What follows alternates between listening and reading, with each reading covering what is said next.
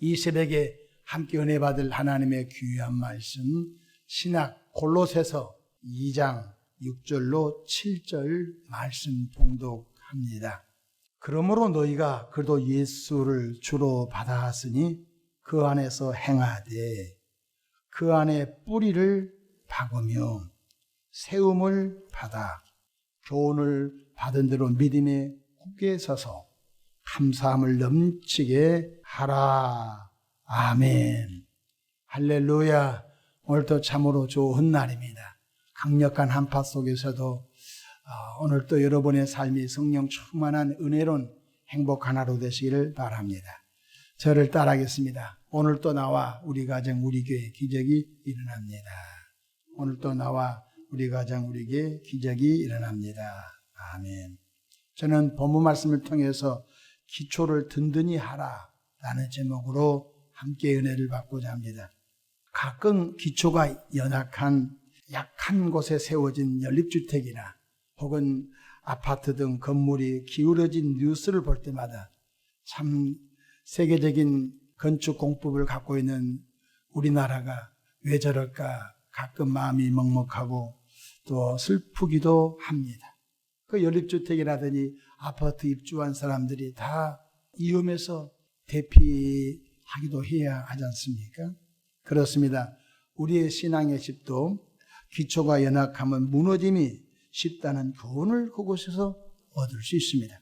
그렇다면 우리는 신앙의 기초와 신앙의 집을 어떻게 세워야 하나님께 영광이 되고 우리 자신에게는 축복이 되고 우리 주변에 선한 영향력을 끼칠 수 있을까요? 첫 번째, 신앙의 기초를 반석 되시는 예수 그리스도 이외에 세워야 할 줄로 믿으시기를 바랍니다. 다 같이 오늘 주신 말씀 가운데 고린도전서 10장 4절에 보면은 다 같은 신령한 음료를 마셨으니 이는 그들을 따르는 신령한 반석으로부터 마셨으며 그 반석은 곧 그리스도라 했습니다. 반석은 바로 예수 그리스도라고 말씀해 주셨습니다. 우리의 모퉁이돌 되시는 예수 그리스도 위에 신앙의 기초를 놓아야 튼튼한 신앙의 집을 지을 수 있다는 것입니다. 예수님께서는 마태복음 7장에 모래 위에 집을 짓는 사람은 어리석은 사람이라고 했습니다. 모래 위에 집을 짓는 사람이란 무슨 뜻이죠? 인기 위에 신앙의 집을 짓거나 혹은 명예 위에 신앙의 집을 짓거나 또 권세 위에 신앙의 집을 짓거나 혹은 세상의 유행에 위에 신앙의 집을 지으면 그냥 무너져 버립니다. 쉽게 말해서 그 교회에 유명한 연예인이 출석하니까 그 연예인 보러 교회 나온 사람은 그 신앙의 기초가 반석 되시는 예수 위에 집을 짓는 것이 아닌 것입니다. 그러면 그 연예인이 무슨 사정 때문에 교회를 못 나오면 어떻게 되겠습니까? 이전에 우리 교회 9명의 연예인이 나왔습니다. 이름을 대면 지금도 크게 활동한 분들이 많았습니다. 사인 받으러 교회 오고 그때 그 연예인들 보려고 동네 사람들이 많이 나왔습니다. 근데 그 연예인들이 무슨 사정 때문에 배우 연예인들이 못 나왔습니다. 그러니까 신앙의 기초가 예수 위에 있지 않고 자기가 좋아하는 연예인 위에 신앙의 기초를 세우니까 와르르 무너지고 마는 것입니다. 그래서 우리는 바로 반석 되신 예수 그리스도 위에 신앙의 집을 지어야 한다는 것입니다.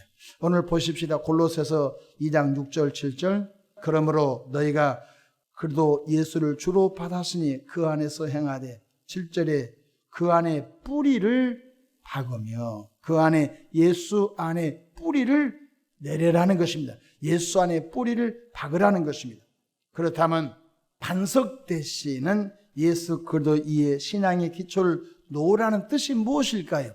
첫 번째로 예수님만 유일한 구원자라는 사실을 인정하고 믿는 것이 반석 되시는 예수 그리스도 위에 신앙을 놓는 것임을 깨닫기를 바랍니다. 우리 믿음의 선배 가운데 스테판 집사님은 돌에 맞아 죽어가면서도 하나님 저들의 죄를 용서해 주십시오. 저들의 죄를 알지 못합니다. 스테반이 왜 돌에 맞아 죽었습니까?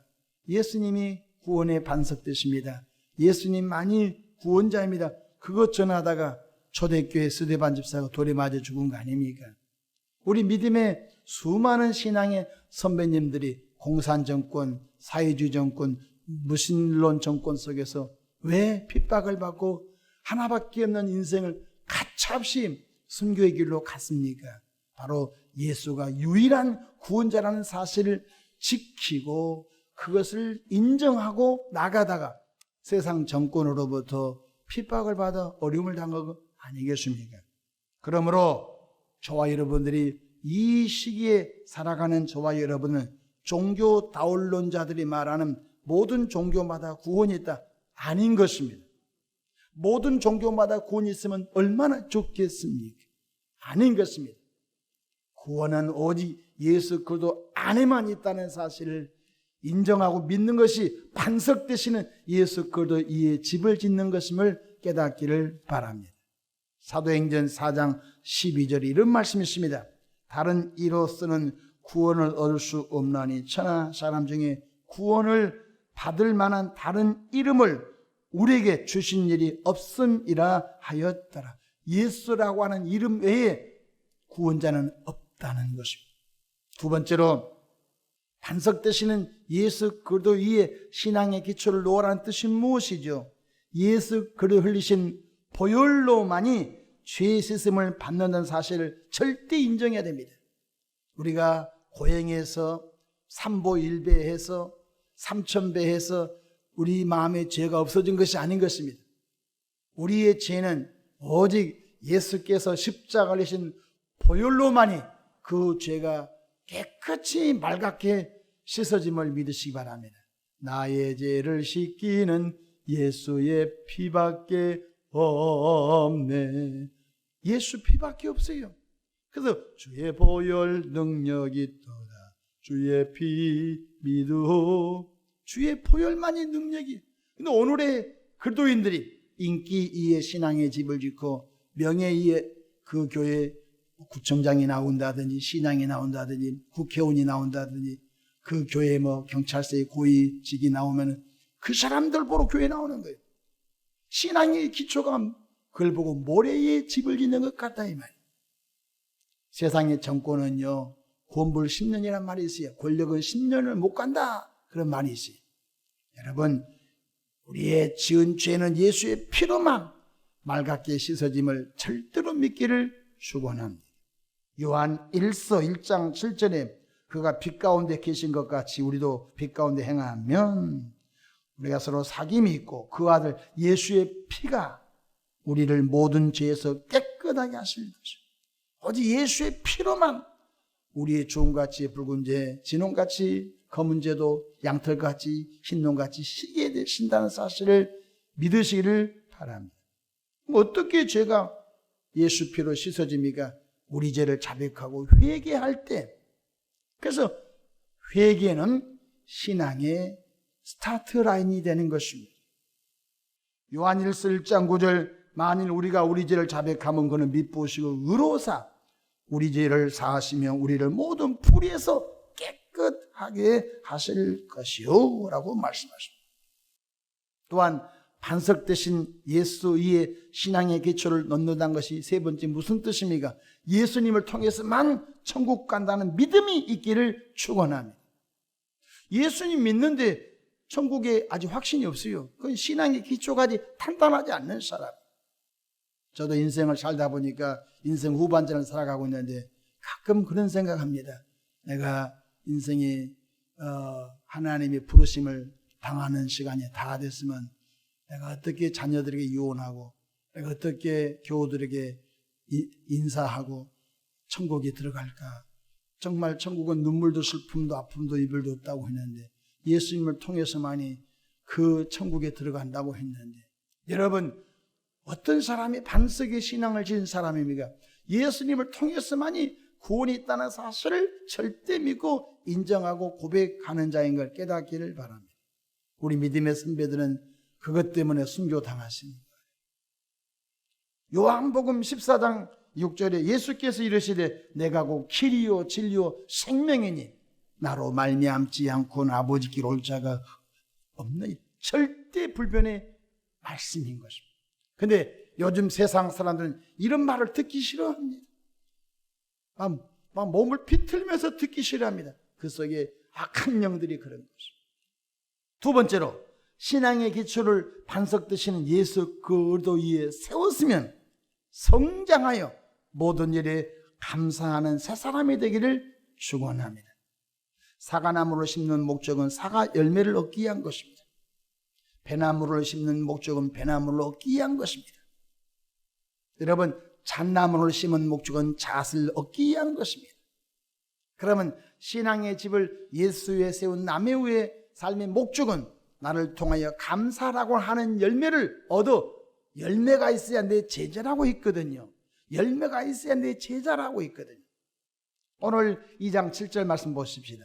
그 안에 뿌리를 박으며 세움을 받아 성장하여 교훈을 받은 대로 믿음에 굳게 서서 감사함을 넘치게 하라. 여러분, 감사란 게 신비합니다. 신앙생활의 감사는 신앙생활이 있어서 성숙함의 척도인 것입니다. 저분이 신앙생활이 건강하고 신앙생활이 성장했느냐 안 했느냐 척도가 뭐냐면 감사의 수치입니다. 있어도 감사, 없어도 감사. 세상 사람들은 있으면 감사할까 말까입니다. 없으면 원망부평 야단입니다. 근데 예수 믿는 사람은 때로 없어도 감사합니다. 하박국서 2장에 3장에 뭐라고 말씀을, 외양간에 송아지가 없어도 난 여호와로 말미암아 기뻐하리라.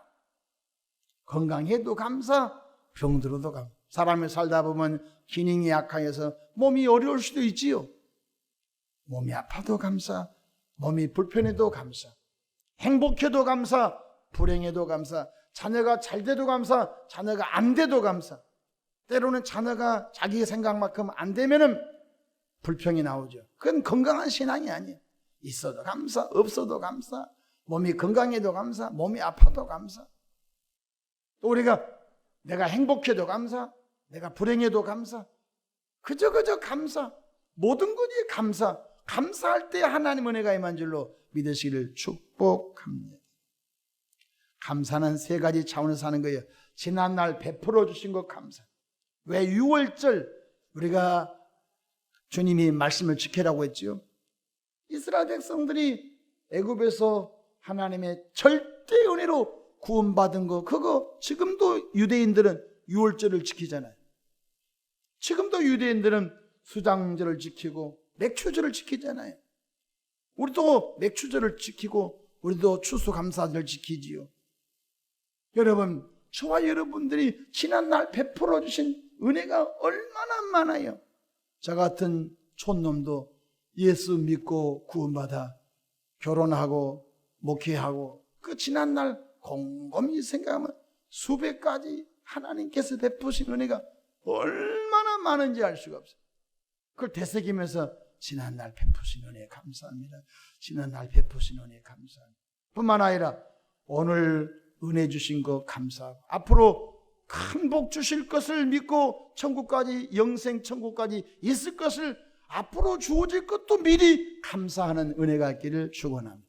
과거에 베풀어 준 것 감사하고 지금 베푸신 것 감사하고 앞으로 베풀어 주실 것 감사하는, 감사가 넘치는 새 사람들 되기를 주님의 이름으로 축원합니다. 이 하루 신앙의 기초를 예수 위에 세우나 점검하기를 바랍니다.